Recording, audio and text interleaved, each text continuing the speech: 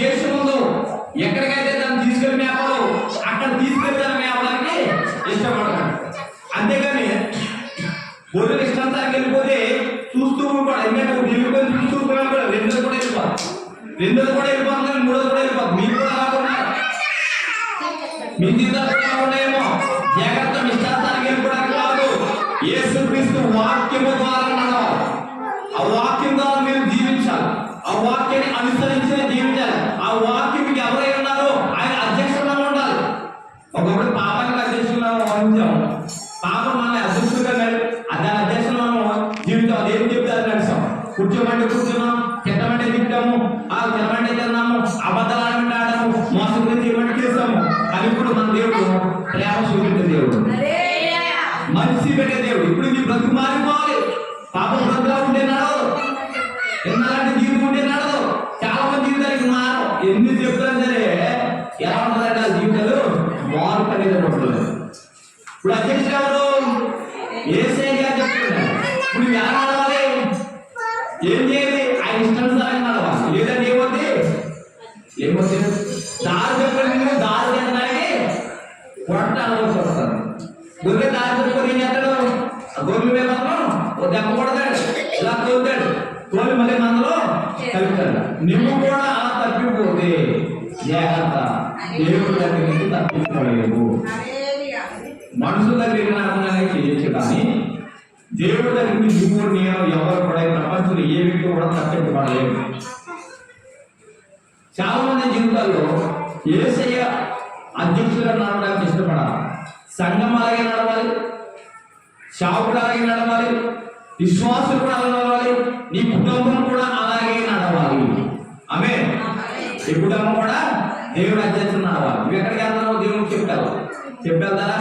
వచ్చిన తర్వాత చెప్పాలి. వచ్చారని చాలా మంది చూస్తారు. ఒక గొప్ప మాట ఏంటంటే ఎన్నోప్పుడు ప్రార్థన చేసుకుంటారు, వచ్చినప్పుడు ప్రార్థన చేసుకోవడం ఎవరు చూడండి. వచ్చినప్పుడు శాప వచ్చేద్దండి నీకు వదనాలని చెప్తారా? చాలా తక్కువ చెప్తారు కదా, చాలా తక్కువ చెప్తారు. చెప్తున్నారా మీరు? కానీ ప్రతిదీ కూడా లేకపోతే చెప్పాలి. బయటికి వెళ్ళినప్పుడు తండ్రిని కాపాడు పని కాదు, మళ్ళీ పని చేయించావు అని మళ్ళీ దగ్గర దేవుడు దగ్గర కృతజ్ఞత చెప్పాలి. మన దగ్గర ఏంటంటే అడుగుడే బుద్ధి అలవాటు అయిపోయింది. కృతజ్ఞత గల బుద్ధి మనకి లేదు. ఎన్నోప్పుడు అడగడం తెలుసు, వచ్చి కృతజ్ఞత చెప్పడం మనకి తెలియదు. ఇప్పుడు కూడా యేసుక్రీస్తు నడవడం మీరు తెలుసుకుంటే కనుక ఈ రెండు బుద్ధులు కూడా మీరు ఉంటాయి. హల్లెలూయా. ఆయన తెలుసుకుంటే మీరు అన్ని తెలిస్తే కనుక మీరు వెళ్ళినప్పుడు చెప్తారు, వచ్చినప్పుడు చెప్పాలి. మీరు ఎక్కడికి వెళ్తున్నారో దేవుడికి చెప్పి వెళ్ళాలి.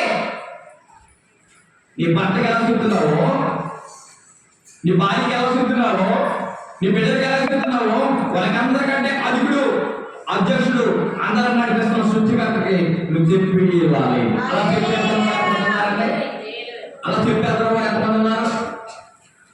అలాగే ఎంతమంది వాళ్ళు ఎంతమంది ఉన్నారు? చేతులపై ఎంతన్నా వాళ్ళు నేను వచ్చినప్పుడు చెప్తాను, మళ్ళీ ఇంటికి వచ్చినప్పుడు చెప్తాను అన్నవాళ్ళు, మళ్ళీ ఇంటికి వచ్చి ప్రార్థన చేసుకున్నాను అన్నవాళ్ళు. ఏదో ఒకటి ఏం తెలిసిందండి,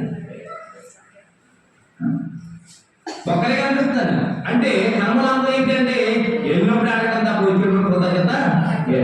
మీ జీవితంలో అలాంటివి ఉంటే కనుక అప్పుడే మీరు మార్చుకోండి. ఎన్నో చెప్పాలి, తండ్రి మా పని వెళ్తున్నాను. ఆ పరిస్థితులు అలాంటివి కూడా భయంకరంగా ఉంటాయి. కానీ ఈ పని వెళ్తున్నాను, ఇవే నా అధ్యక్షుడు కాబట్టి ఏం మాట్లాడాలో నాకు జ్ఞానం. మళ్ళీ వచ్చినప్పుడు ఏం చేయాలి?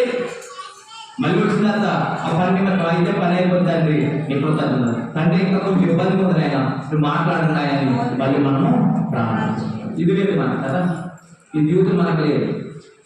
కానీ నేర్చుకోవాలి.